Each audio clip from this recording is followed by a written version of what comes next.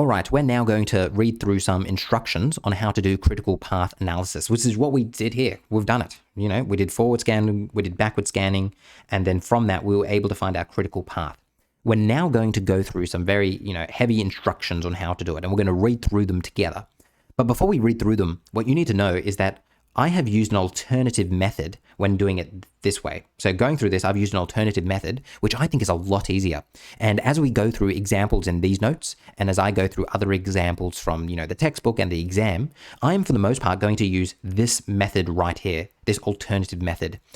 In the Edrollo textbook and in like a lot of other resources, you're going to see this method right here, in which you begin by putting boxes on all your vertices. Now, it's almost exactly the same as what we've done here. It's just a difference in how we set it up.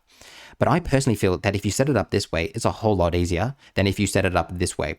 So I'm now going to explain to you again all of this process here, but it's going to be slightly different because I'm going to be showing you with all of these boxes here. So again, these boxes are just another way of representing the information that we've put here. So I'm going to be explaining it all to you again. So you can see here, EST, LST, forward scan, backward scanning. I'm going to be explaining all again, going through this. The only difference is how we're presenting the data. So don't let that freak you out. It's just a different way of how we're representing things. But as you can see at the very end, our critical path is still going to be the same.